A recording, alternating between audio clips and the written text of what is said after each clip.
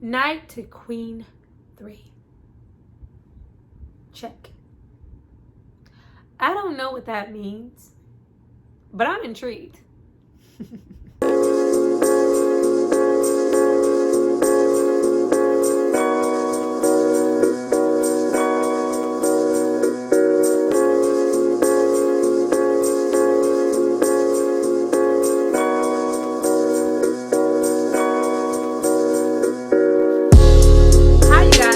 To my channel, it's Tyra here with another struggle review. Like, finally, been all under the weather. It's so nice to be able to say that without a hoarse voice, scratchy cough, coronavirus. I am so glad everything's like clearing up and I'm feeling a lot better and we can get back to these reviews. I hope you guys missed me because I missed you. Okay. Today we're going to be discussing The Queen's Gambit. Like, it's a miniseries available on Netflix. I thought the miniseries was awesome. But before we get into why it was awesome and the chess of it all, I'm going to need you guys to drop down and subscribe and like this video. And then we're going to come back and we're going to discuss all things Beth Harmon.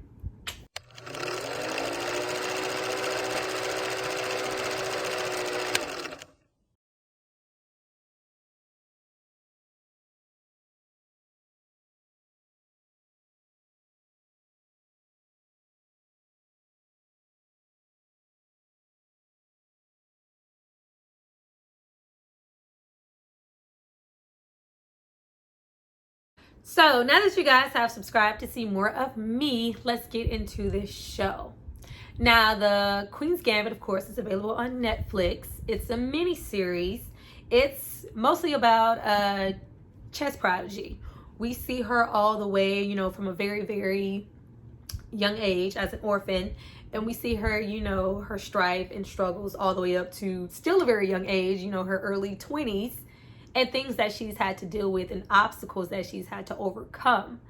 And, you know, we deal with things like mental health and addiction and alcoholism. And we touch on a lot here.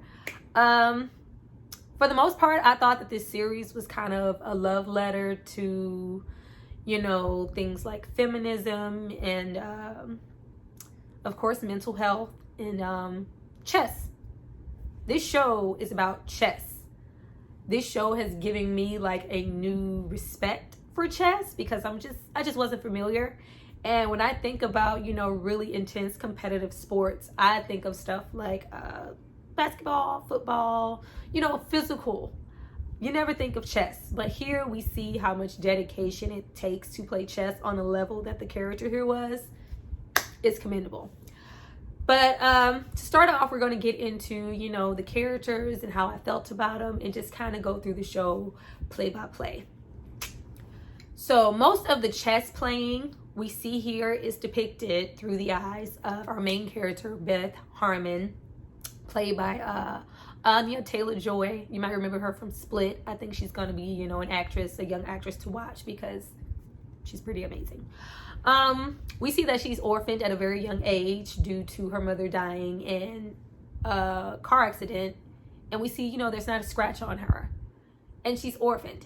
Now, we get a good depiction into the orphanage. Granted, it's not, you know, terrible because, you know, we see those orphanage horror stories. Soon as she gets there, we see that she's kind of stripped of everything that, you know, she once was. Granted, she is a young girl, but you know who you are. Not only are your clothes taken, your hair is changed, you're told you're going to be this type of way because you're now in our care.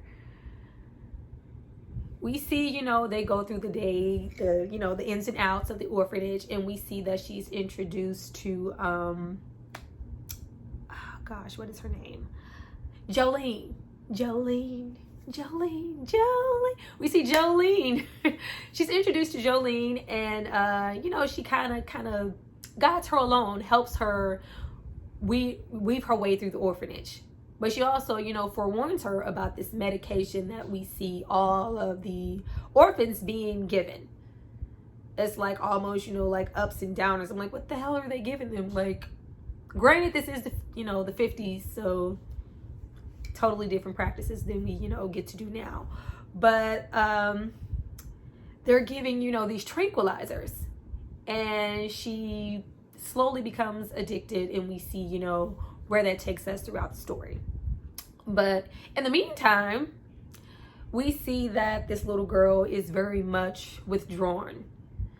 She's so melancholy throughout the whole show, even as, a 9-year-old. And even though she's that, we also see that she's really brilliant and that she really needs to be challenged because, she's displaying certain things around her friends, around her classmates, with teachers, that she, knows a lot more than the other little girls surrounding her. But instead of, channeling it or trying to, push it further and challenge her and help her, she's made to go off and bang erasers and kind of push to the side. And that's, nothing that she needed with her being so withdrawn. We also see these hints of battles with mental illness in her family, courtesy of her mom. We kind of see, that her mom is a little off the grid. We don't really find out exactly what was wrong with her, but we see that something is really mentally wrong. She's, moved them out to, rural areas. They're in a trailer when her mom is clearly, from a well-off family. We see a father, but seems a little bit more interested in the mom than he was in the daughter, and kind of, left when he realized he couldn't give her the care that she needed. But we see, plaques in, books with the mom's name on it, Alice. And we see, there was some brilliance there. And when we're also introduced to the Jolene character. She asks, do you, remember the last thing your mom said to you? And she says she doesn't, when we know she does, which is, close your eyes. And we already have a window to say that maybe mom, made that accident happen on purpose. Like from episode 1, I was like, all right, girl, you was trying to take you and the daughter out. Clearly something wasn't connecting and the mother needed help. But since we are being challenged and, we're just here clapping erasers. We take a liking to a janitor in chess, more so the chess. And she wants so much just to play chess. She finally sees something that kind of challenges her, because it's not going to happen in the class. It's not going to happen, in her circle of friends. And so far, all this orphanage is doing is, giving us movies and food and the bare necessities and tranquilizers. But, of course, the janitor, Mr. Sable, played by Bill Camp, is very wayward. Like, I don't want nothing to do with that. Like, no, I'm not teaching you anything. But with persistence, he can't even deny how brilliant she is, and her being able to be familiar and know where things go in the game, never having even played the game. Now, though he is willing to help and challenge and teach her all the way from 9, she realizes and feels like these tranquilizers are giving her a one-up on the game. And it's a way for her to play the game in her head and challenge herself on the ceiling the way she can't seem to do on the board. And she's drawn to these tranquilizers at 9, y'all. 9. Even though we do clearly see that Beth has a problem and she's a very withdrawn little girl, and there may be, many things she's not dealing with, especially, things with her mom and being an orphan, of course. There are 2 silver linings at this orphanage. Of course, we have Mr. Sable, who is, nurturing her talents and, teaching her the game of chess, and even going as far as to pull others in who have access to chess clubs and high schools, who can also channel and nurture her talents and push her further into chess. There's Jolene. Jolene is clearly older, and she's very sassy, little street, black. Very great character. I love the actress who played Jolene. Her name is Moses Ingram. I hope we get to see more of her because she was really cool here. But clearly Jolene has accepted, you know, I'm older and I'm not getting out of this orphanage. Nobody's adopted me. Not only am I black, but I'm older. I'm going to, you know, age out of here, and I've accepted that. And she kind of bonds with Beth on the same accord, because Beth is, you know, withdrawn, a little awkward. Not too much, you know, that, you know, people looking to adopt would, you know, gravitate and go, oh my God, like, yeah, let's bring this little girl home. It's just kind of like, no, we gonna, you know, check that one out. So she's kind of bonded with her in a sense of, you know, I'm older, all of this, you're withdrawn, and many other things, an addict. We're gonna, you know, take care of each other here and be here together. But on the flip side, Beth is a brilliant little girl and an awesome chess player.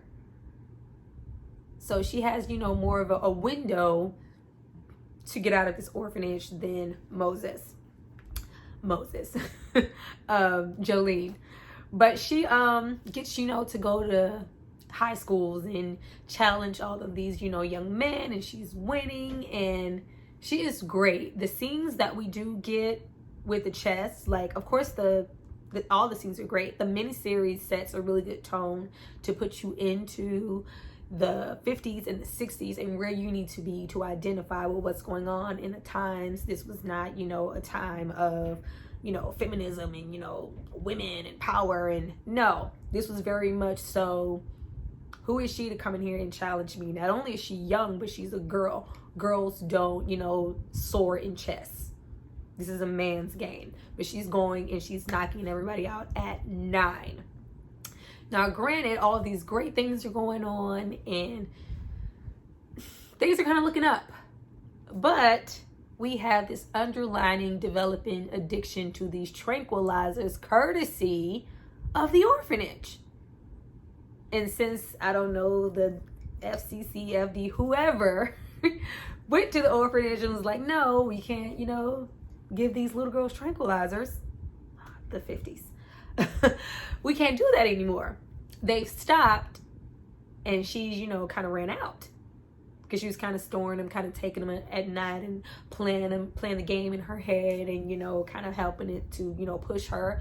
Even so much addicted that before she even went to the high school to, you know, kind of show the high schools what she's made of, Jolene, you know, gives her a tranquilizer to kind of, you know, help her along, because she already sees that, you know, her sister is struggling also.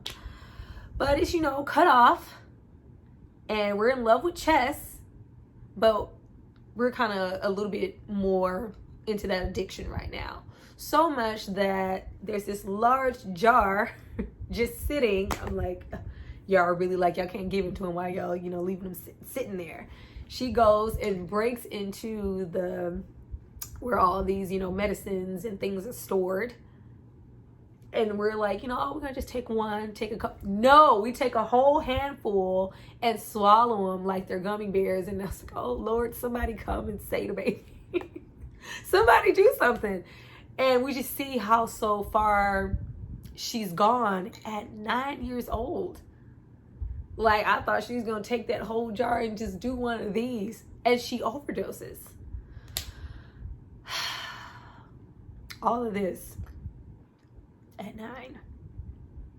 It was a lot, y'all. Now, since Beth has overdosed, she has lost her privileges as far as chess. Once again, you know, taking away the only thing that challenged her, the only thing this little girl cares about. And we see her age and grow along with Jolene. Got up, child, smoking that cigarette. I was done. I was like, well, damn, how much time went by? They did a really good job of aging Beth's character, especially, you know, when she got a little older from. But with them using, I was like, well, if y'all was gonna do that with Beth, and, you know, use a young actress and then, you know, use an older actress, why y'all didn't do that with Miss Jolene? Because I was like, I just kept saying in the back of my mind, like, well, damn, how old is Jolene? Because if y'all expect me to believe that Jolene is like 14 right now, okay.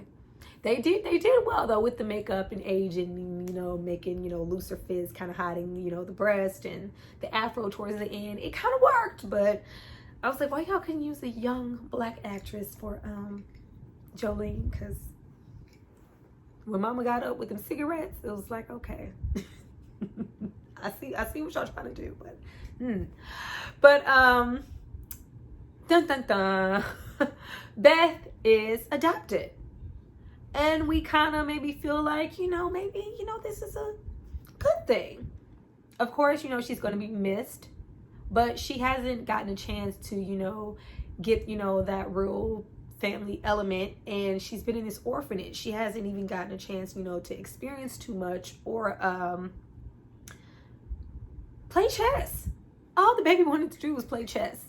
And I'm thinking, this is her opportunity to play chess with Mrs. Wheatley. No, we are adopted, but Mrs. Wheatley is very much not. I was like, oh, this is back when, if you were just married, you could adopt. Like that was, are you married? You got a husband? Here you go.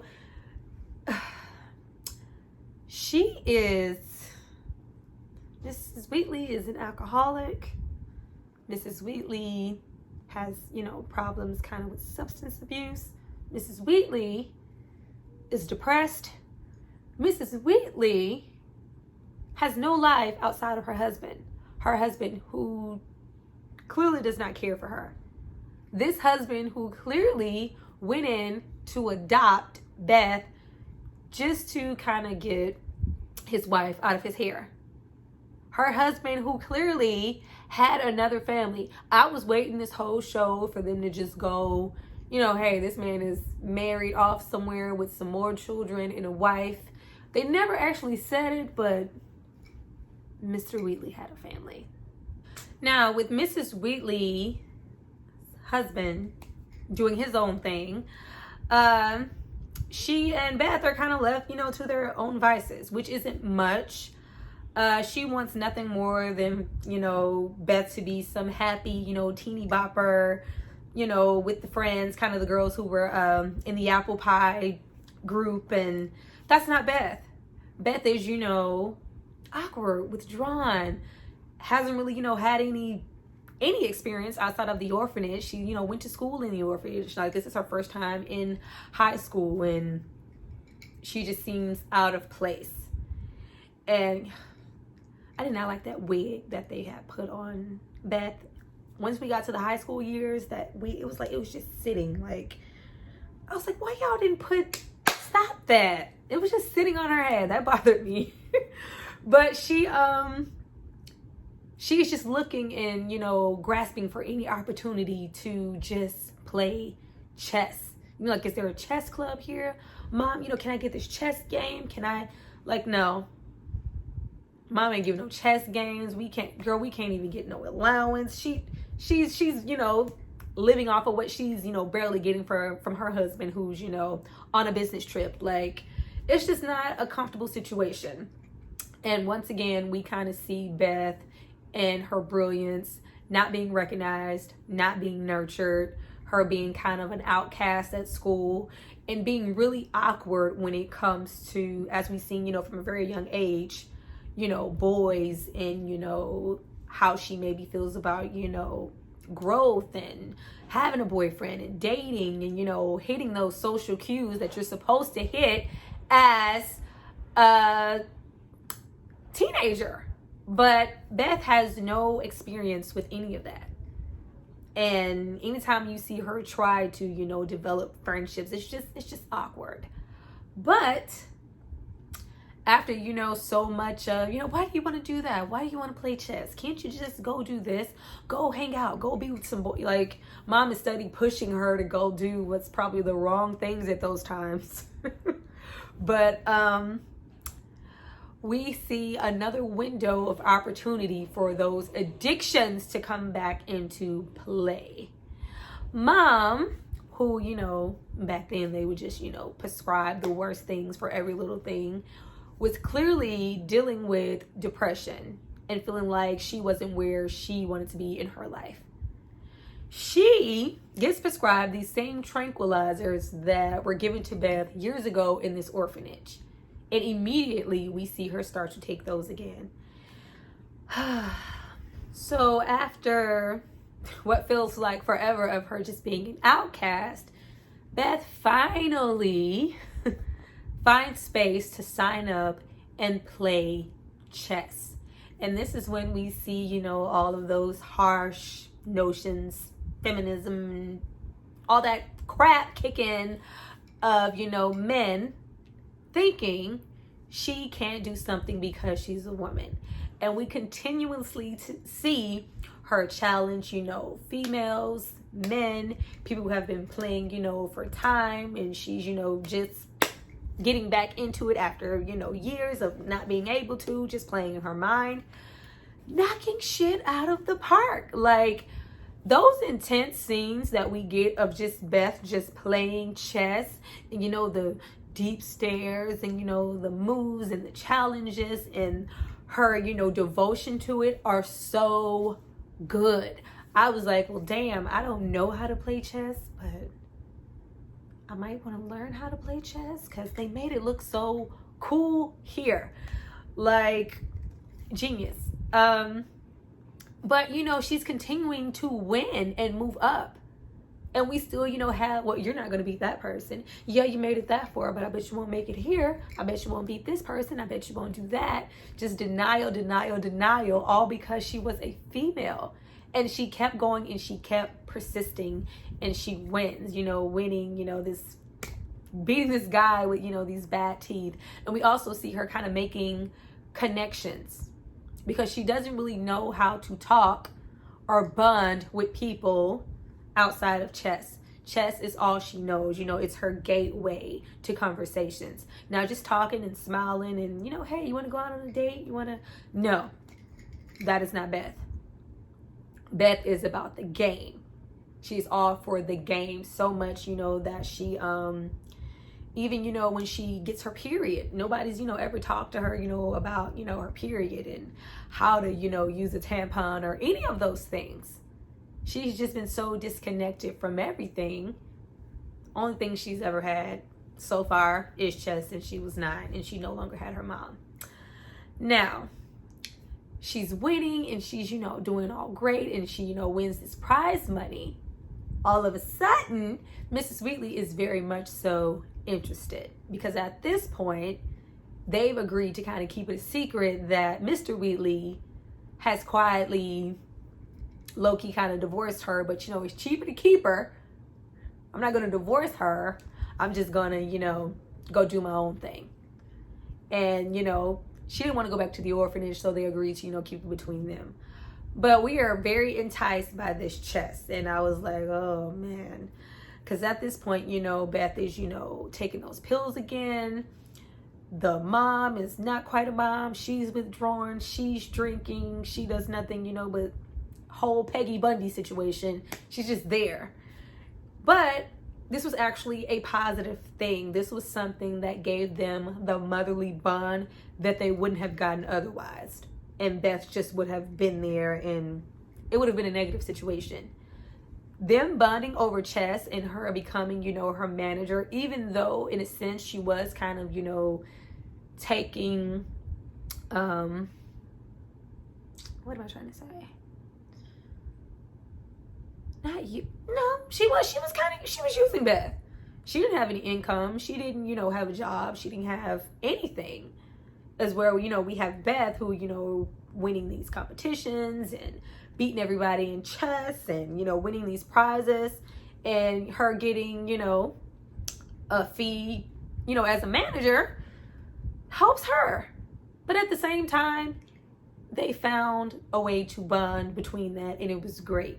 Even though it was very unconventional, it was something that Beth needed because we saw just for so long she was longing for a mother figure. because no matter how much time went by, she still, longed for her mom, longed for those units that she didn't get due to the orphanage, even though she didn't recognize him till later. She did have those units, from Mr. Sable and Jolene, but she just didn't know it. We see them, travel from state to state, kicking butt and winning, and Beth honing, her craft, and her kind of, making bonds along the way, with the guy she beat, or, with the twins. And it seems like a good time. But at the same time, even though she is, in a sense, very motherly and does take care of Beth, Miss Wheatley doesn't make, all the best decisions. Hey, go out. Hey, go get a boyfriend. Hey, go, have this drink. Like, at this point, Beth is still, because from when she was, adopted, she was, about 15. At this point, we're still 16, 17. Like, she don't need a drink quite yet. And I wasn't sure if she was totally aware that Beth was taking her pills, because she was so out of it at times due to her own drinking. I feel like she knew, and she was kind of like, hey, if it gives you that extra edge, do what you need to do. So even though, now Beth, is winning and getting all these praise, she's no longer, an outcast at high school. She has all the right clothes. She has, the right friends. She's signing autographs. She has a better relationship with Mrs. Wheatley. She is still very much that same little girl from the orphanage. And she's, delved so much into just only chess. She doesn't know how to just be a teen or just be a girl. And with that, she becomes so obsessed with the game. The thought of her maybe losing, or, getting a move wrong, or an opponent having one up on her, she gets so frustrated and so mad. And we just see her at an early age, like, she's so obsessed and like almost about to self-destruct at 18 and 17, 19 years old. And it's like, damn, like, relax. But it just felt like, from the orphanage, or just from a young age, she found something that she was so great at. She wanted, I want to be the best. I don't ever want to be, that girl who was left in the orphanage again, that girl who didn't, have all the best things. If I'm going to play chess, I want to kick ass. I want to beat you. I'm not here, to, learn the craft. Like, you see everybody like learning and going to these chess classes and reading all these chess books. Beth is literally only taking these pills, playing the game in her head, channeling her next, even though we do see her, read up and read some books, but she takes it all so, so serious. And she knows, where she wants to go. Not only, do we want to move up regionally and, travel state to state, the idea is to get to Russia. That's where, the grand scheme of, the best chess players in the world are, if you beat them, you're the greatest. She even, goes as far as to, go learn Russian. But everything is just not quite right. We see, all these great, materialistic things that she has, and all this growth, and her becoming more of a young lady, and her aging. But through all of these aging, we only see her play chess. We don't see her form any friendships, have any boyfriends. I was waiting, kind of for her to reach out and kind of, check on Jolene or go back to Mrs. Sable, because we know that's where her foundation is. No, we don't see any of that. We only see her concentrate on the game, and we see how she ends up towards the end for only doing that. I really like how we got to touch on mental health, and we see her and we see, that she is clearly smart and, very educated, very talented, but we still see that underlining of something being wrong, and everybody being able to recognize something is wrong except for Beth. Now, we do see Beth try to bond with, a fellow chess player, now turned journalist. And this is like the only grip I had with the entire series. They're in Vegas, and, she's a little older now, well-dressed, a little bit more, well-versed, and they go to the room, and, he's, taking her picture and wants to, get her for the paper. And you can see, you know, she's interested at this point. You know, she hasn't even dated a boy or, you know, even had her first time. And I think she saw an open window here. And then we have like this guy come in like the gayest of the gayest outfit I have ever seen. I'm like, okay, like, y'all didn't have to be that on the nose for us to know that little baby might be interested in something else. Like, did y'all see those little shorts? And it's like, I was like, okay.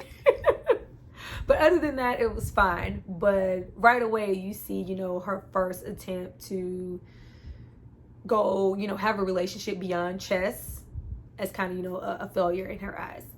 But, you know, we steady, you know, see her, you know, meet fellow chess player and fellow men and people that she's only developing relationships with after she's kicked their ass. She even goes, you know, she's so withdrawn that, you know, she has her first time with kind of a complete stranger who, you know, someone who sits in the back of her class, and she sits there kind of waddling in, you know, his apartment, and it's just so like unteen. I was like, girl, like, it was like, oh yeah, you're high. Like, yeah, just get off of me. She's been so withdrawn her whole life. She's kind of emotionalist. But we also see her kind of delve more into the drinking, which is not helped, you know, by her mom, Mrs. Wheatley. But that's their thing. Now, even though they don't have, you know, the most mother-daughter relationship, it's worked for them all this time. And even Mrs. Wheatley has gotten to experience and travel and do some things that she hasn't gotten to do with her, you know, being able to, you know, play the piano, but she never got, you know, to nurture that, which is why I also, or hopefully think that's why she, you know, put so much into Beth pursuing chess, because, you know, she saw something that she didn't get to do herself.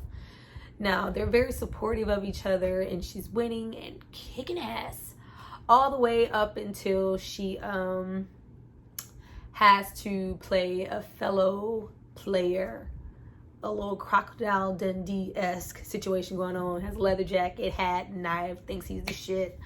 They tie, which is so hard for her to accept. Like, I don't draw with anybody. It can't be two, you know, state, you know, champions. I'm the best. I want to be the best. I don't, you know, want anything. And I like that Mrs. Wheatley was always there to kind of lever her off. Like, it's not always about that. There are, you know, more important things than winning. Beth's not trying to. Now, Beth finally kind of makes it, you know, to her peak as far as chess, with trying to play this grand chess master. It's the guy, you know, we've seen, you know, in all the magazines on the shelf, and who she's followed, and kind of like, if I can beat him, then I know, you know, I'm the best. Even though we as an audience, we already see that she's the best. Like, you're incredible, but she just doesn't recognize it in herself. But because she places value only on, you know, beating the best, not what she can do herself. So much so that she has yet to stop taking these pills. Any other time, you know, she tries to go without them, the anxiety kicks in, and she's believed, you know, I can't do it. I can't picture those moves the way I need to. I need my edge. I need those tranquilizer. I need these drugs. And she didn't. She's so young. I kept checking, like, well, damn, how much time went by? How old is she? All of this is occurring in the span of, you know, like 5 years. Like, damn. But she finally gets to play this grand chess master who is also Russian, and they're in Mexico. And it's the very first time that she loses. And she's hurt. And, you know, this entire time, of course, you know, mom has been very supportive. She's, you know, doesn't miss any matches, even though she kind of went to Mexico with her little ooh la la, her, you know, pen pal. But once again, we see that mom is kind of left high and dry, and is kind of seen as, you know, a fun girl for the moment, but really, you know, gonna end up leaving her. And we kind of seen that already in the beginning with her husband. And we see that, you know, she seems okay, but she's taking it hard. She's had, you know, a really difficult life as far as being content with her self-worth and what she feels like she's worth, as far as, you know, with how men have treated her in her life. And we see, that she's struggling with that. She's drinking and, she's supposed to come down for the match and she doesn't. She goes up, I'm glad you weren't there and you didn't want to see that. Didn't go well. And the mom is dead. And I was like, oh. Because we know that though, Mrs. Wheatley may be all these things, she is her mom at this point, and all they kind of had is each other. So we finally see an appearance from the husband. She calls, and of course he could care less, like, send her body back to her family. Yeah, you can have the house. I don't want to deal with this. Because he got another family. She has the house, and she's alone in it. We see her alone, this 20-year-old alone. 19, 20, you're still very much young. You don't quite know which way to go, what you want to do. But not only is she left with that, she's left, with the whole house, and, mortgage to support, and she's by herself. At this point, we see another chess player come back into the fold that she, beat years ago. And they develop a bond, and we see another opportunity for her to maybe have a relationship beyond chess. But she is so withdrawn from like human contact, damn near. It just does not happen. And I was waiting, y'all. I wanted so hard for that moment to happen because I was like, all right, like, he fucks with you. Like, girl, you need to make that happen. I ain't with you, moving him in right away. But you need some human contact. Like, at this point, just lay down next to a chessboard. And, she didn't need to be in that space alone with, her mother just passing. But she has so many barriers up. She just can't. And he's trying so hard to, get past, hey, yeah, these are some books and this is chess and you're great and you're this. But hey, I like you. I got my teeth fixed. She's like, yeah, I'm finna go dance in this corner by myself and ignore you. But yeah, what about this chess though? What about this chess though? We are so consumed with chess. And he sees this and recognizes that in her and also recognizes the addictions that she has. And sees, a not so bright future for her and her probably crashing at the rate that she's going. Because that's all she can think about. But at the same time, we know and he knows she needs that type of dedication to make it to Russia and to be the best. But he just, doesn't want to stick around for it. So we see, more time go by and her, dive back into chess so much that she, is kind of met back up with her match who she tied with years ago and beats him to her dismay and struggling at the college and the outfits and the 60s and the vibes. Everything's going all well, but she's kind of trying to form this bond with him, and he's like, I'm not feeling that, but I can help you. We could try to make it to Russia and make it, to Paris and then get to Russia to play some more chess. So much chess, y'all. But, of course, he falls for her because how could he not? They have so much in common. But she becomes really, really withdrawn when she does, make it all the way to Paris, make it all the way to challenge that grand chess player once again. And she has a whole downward spiral. I was like, oh gosh, how old is she again? She has a whole downward spiral and kind of throws away the match and lets her nerves get the best of her. And we see her, go to the house and dive so much further into those tranquilizers and more and more and more drinking. So much more drinking. Like, I was like, well, damn, are y'all just like over exaggerating? Like, look at all those bottles. Like, her little ass, she drank all of that. Like, it was so much drinking and so much self-destruction. Like, it was not a good look. But we continue to see Supermarket. I really hate, well, I called him Supermarket because he said he worked at the supermarket and she was trying to play him. But, when she was, finally had sex with the other dude, because, in all her years of chess, she, like, found time to have sex, like, 3 times. She's like, this is, because, we were smoking the shit out of them cigarettes. This is what this is supposed to feel like. Like, don't try to play supermarket. Because, when they did it, she was like, you want me to see you? Like, you can go, do whatever you need to do. Like, I'm running. Like, don't try to play him. Don't try to play supermarket sex game. Like, he really cares about you. So much to the point that he comes, to the house to, check on her. And he's calling, and we're too busy drinking and redecorating and doing everything but forming bonds, trying to, get back to our family that we did have at the orphanage, trying to care about anything outside of these pills and this booze. But at this point, she's, hit her head and passed out and collapsing. It is not looking good. So much, that he stops her at, this function at the high school and was like, I'm worried about you. You're doing too much drinking. You're doing too much of these tranquilizers. As we've seen, the other friend in New York do. Why are you drinking so much? You don't need that. This is a hindrance. This isn't helping you. And, she, I do what I want to do. And when things are just looking completely down, I was like, oh, it's New York. He's knocking on the door. He's going to try to come check on her. Let's see what that does. She opens the door, and it's Jolene.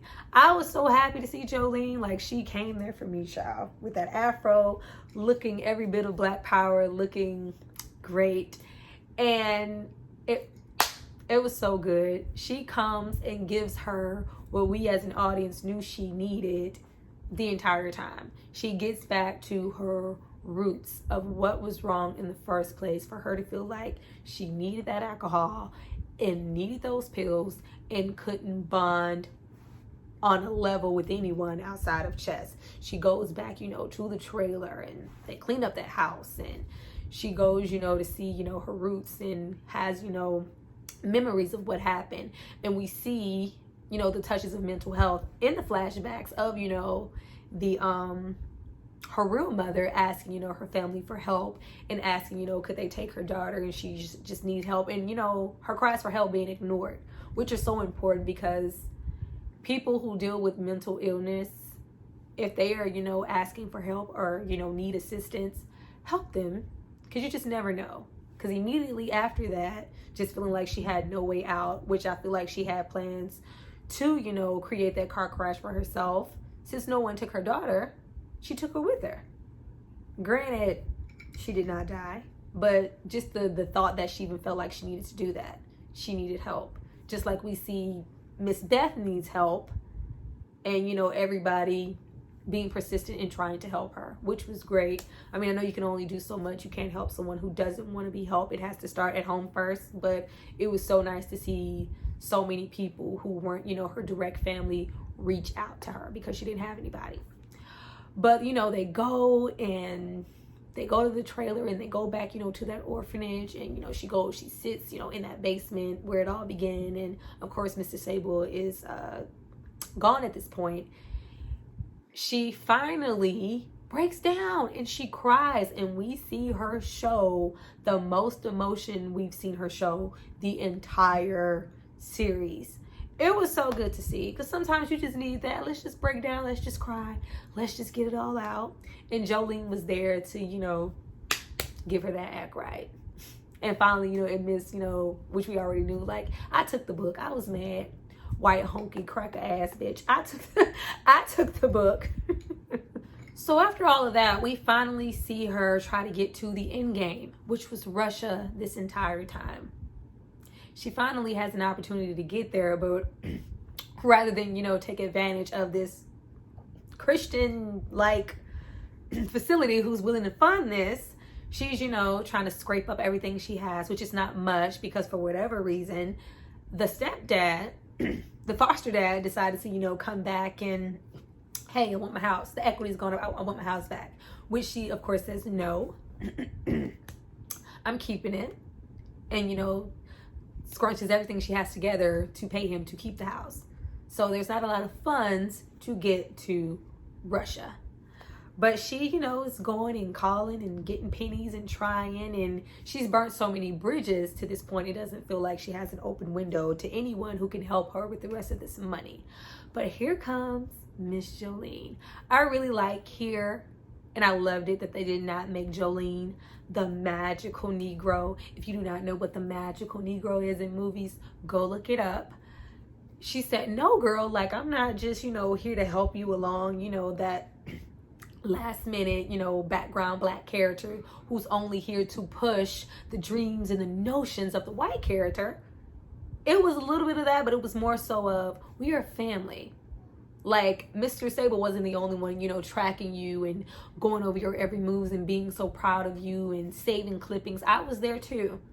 I was very supportive of that. I wanted you to win, just like I want you to win now. I'm not helping you. I'm not here to help you. I'm giving you this because you're my family, and I expect the same in return. We love to see it. We finally get there. We get to Russia, and we have this weird escort.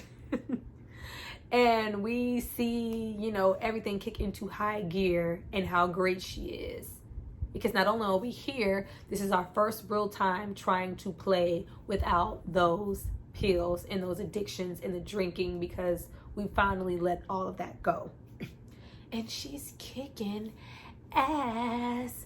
Kicking so much ass that to the point that they kind of, conspire against her. And people who she's beat, they're like, she's maybe going to do this next, and, kind of trying to predict her moves.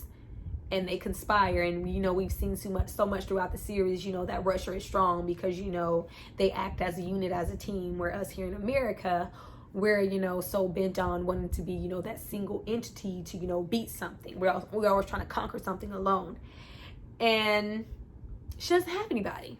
No one's there. Nobody, dude shot her down in New York like, girl, you ain't coming nowhere with your ass. You can drop kick me to the left like this. Why would I come to Russia with you? I ain't giving you no money either. Like, all the bridges have been burnt. And we see her, she's alone. She's a little bit kind of leaning, like maybe I do, want to take a pill, or maybe. But just as she's about to, kind of break, we see her long lost friend, girl, finally show up. And she is so grateful to have someone there who's on her side, and it gives her that push. Not only is he there, but he's kind of formed and contacted, the twins, people she's met along the way, chess players, everybody she's beat, but still loves and supports her, helping her, trying to predict those moves and, things he's going to do next, and just being supportive, even if, the moves didn't, calculate right and the player decides to do something else, because he was buried in his own right. He had been, chess champion for years. It was just nice for her to know that she was not alone, because that's all she ever wanted from the beginning. But, she gets there, and we have, this very intense, like, I cannot, Russia just seems like such a weird, stifled place. Like, everything was just so stiff and scary. Like, everything looks like a meeting. Like, I was waiting for someone in the chess tournament to go, I must break you. Like, what is going on? Like, y'all need to relax. I must break you. Shout out to Rocky. But yeah, everything's intense, and she's trying, and she wins. We finally see her conquer what she's wanted to conquer. I can't even say from a very young age, because all of this shit happened so quickly in a span of 5 years, 5 or 6 years. But she is the best. She wins, and she's respected, and everything just seemed, so profound. And we finally get to see her towards the end of the series, except, chess as, a fun, pastime that she's, so great at. This doesn't have to be, all you're about and your obsession, what you're consumed at. Because at the end of the day, even though, she was winning, she wouldn't have been able to, focus or do what she needs to do if she didn't have those bonds with those people, and, people that, she consider her friends and her family to, see her through. I absolutely love this series. I'm a little sad that it was a mini series and we're not, going to get Queen's Gambit season 2, but it was really good. And I like the ending to say, I felt like the entire movie she was kind of dealing with her own kind of mental illness of trying to avoid being like her mother. Because anytime someone mentioned, you know, something's going on, why are you taking these pills? Why are you drinking? I see a little bit, the obsession with you is kind of, you know, crazy. If you know, back to the reporter interviewing her in her bedroom way back when, you know, about, you know, it's kind of, you know, a mental disease of, you know, kind of seeing things and being able to play things in your head the way you do, and her, you know, being so, like, are you trying to call me crazy? I'm not crazy. She finally, you know, accepts, you know, I don't have to be that to avoid becoming what my mother was, because I felt like that's what she was afraid of at the end of the day, was being considered mental ill and having a problem to where she would do something, you know, like harm herself, which she would have did anyway if she would have kept taking those goddamn pills and drinking. But we stopped that and we end on a good note of her not only being a great, grand, worldwide known chess player, but her hopefully in the future being a great woman and a great mother and a great friend. But that was the series. Tell me what you guys thought about it below. I hope you guys enjoyed this review. I see you guys for my next video. Bye.